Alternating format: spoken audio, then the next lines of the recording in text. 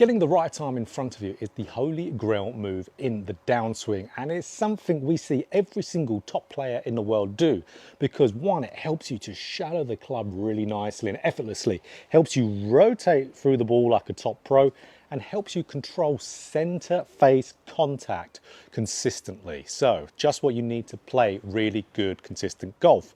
But no one tells you to do it properly and effortlessly as well. And that's where we're just going to get straight into how to do this. So it's 3 steps on how to get that right arm in front of you properly in the downswing. And the third one, no one ever tells you to do this, which is the missing key, which makes it effortless. So number 1, you have got to have your right arm set up nicely.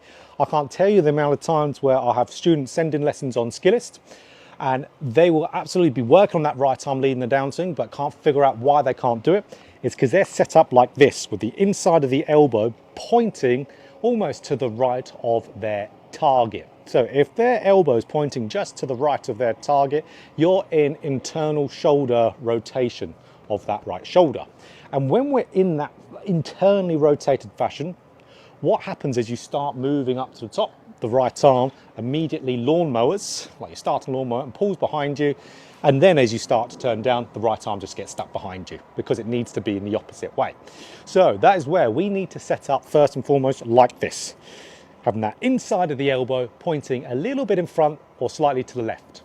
Now that gets you in external right shoulder rotation. So then what that helps with is the second part here. It helps you now fold up that trail arm nicely. So that's number 2 here, folding up the trail arm. Now you've got it in that good setup position. Folding up that arm with the elbow pointing down gets you into a position where that right arm stays in front of the seam line here. So when that right arm is staying in front of the seam line from good folding up, staying in a little bit of external rotation of that shoulder, it becomes so much easier for that trail arm to move down in front of you. We see vast majority of all those top pros in that position. Right arm will be in front of their seam line. You won't see their elbow pointing behind. You'll see it pointing a little bit more down towards the ground, and then in it goes nice and easy. So you've got to fold up the arm, and we're going to get into drills on how to do all these, and it's only one drill and an extra little one for the third bit here. So we know folding it up, brilliant, sets us up into position. But then if we don't do number 3 here, which no one talks about, we're still not going to be able to do it. And that's actually got nothing to really do with the right arm in the downswing and how to get this in front of you in the most important bit, like we're talking about in this video. To get it in front of you in the downswing now, it's all about the hips. Got to move the hips properly. So you might be thinking, well, if it's, I'm going to talk about rotating the hips, well, surely that gets you stuck. No, it doesn't. If you rotate the hips properly, your right arm is actually going to go in front. You're not going to get it stuck. You're going to get it in front. So number 3 is getting those hips moving back, getting yourself into hip flexion. So if we move ourselves into hip flexion here, which is those hips moving back, the upper body as a reaction is going to crunch down. When the hips move back, upper body crunches down. So flexes down. Look what happens to my right arm. So remember I said effortless at the beginning of this video. This is what is extremely effortless. If I'm moving my hips, I don't have to put any effort into getting this right arm in front of me. It just slots in.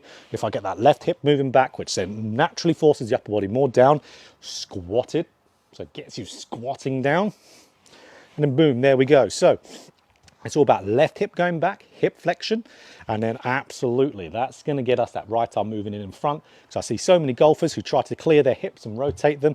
Yes, they'll just be pushing their right side forward, which yes, that does not get the right arm in front of you. It'll get it stuck. But that's not the right way to clear the hips. Right way to clear the hips gets your right arm in front of you as well. Just the real way to do it. There we go.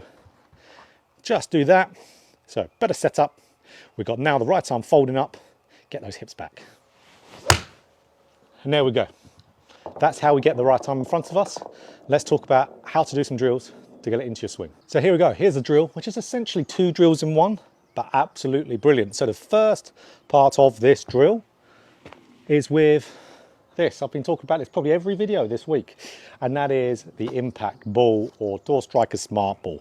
So that's where this is the best thing for you to get to have good right arm movement in the backswing and downswing. So just a small size ball, place it into your forearms, get you set up into a good spot. Make sure that underside of the forearm's pointed in front, maybe a little bit to your left as well.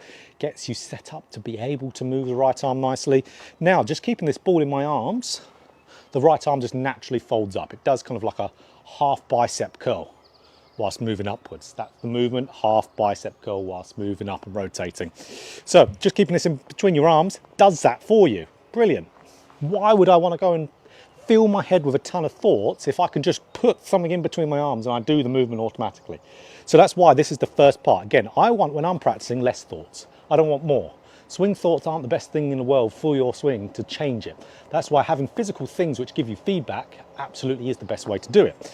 So that's where if I have this, put this in between my arms, keep it in between my arms, then that is exactly what I want to do to be able to get this into my swing. So here's swing, and then we'll get into the second part of the drill. So there we go. Keeps my right arm folding up, because if it moves behind me, it falls behind. So now to get a good hip movement in the downswing, just grab a wedge, put the wedge underneath your right heel, and then what we want to do, get this to where it's just behind your left leg. That's all we want to do. Get the shaft just behind your left leg. And now this is really good because it stops you, one, rotating the hips poorly, but two, it gets you moving to hip flexion. So if now I am, got this in between my arms, getting up to the top of my swing, now I want to, as quickly as I can, get my left leg pushing back to where I'm pushing the shaft behind my left leg back. So you can see that's getting my left hip to move back, it's getting it to open up, and that will then get my right arm automatically in front of my body, get me leading with that right arm. Again, this is exactly how you get the right arm in front of you. One of the reasons why we see the top players always getting that right arm in front, just because they move the body so well, they move their hips so well. So here we go. Get this in between the arms. Again, this staying in our arms in a downswing is going to give us great feedback, because if this is in between our arms are nicely in front of us. So here we go, hitting this with my left leg, that downswing, keeping this in between my arms, and there we go. So that's where hitting that with your left leg in the downswing is actually really difficult to do, but just that intent is going to get you moving that left leg back, moving those hips deeper, and that's going to help you a ton moving into more hip flexion. Again, if I now, let's say for example, do a bad swing, I move my right hip forward, I clear with my right side, which so many of you try to do, what's going to happen to the club underneath my heel? It's going to drop really early. Now we want this club to drop, absolutely, but we want it to drop after impact. So let me move myself forward so I don't hit the side of the net with my club. There we go. Get the stick a little bit more behind. So again, it's like you're rigged up a little bit, but again, how much do you want to get this right arm in front of you? If you want to get this in front of you and really play some great golf, you know, you could be doing the most ridiculous looking drills and you will then suffer through maybe the embarrassment. So here we go. Brilliant. These drills are the way to go. So again, to round up here, you want to, one, make sure right arm's in a good place it's set up. Two, you want to be making sure it's folding up, not lawnmowing behind you.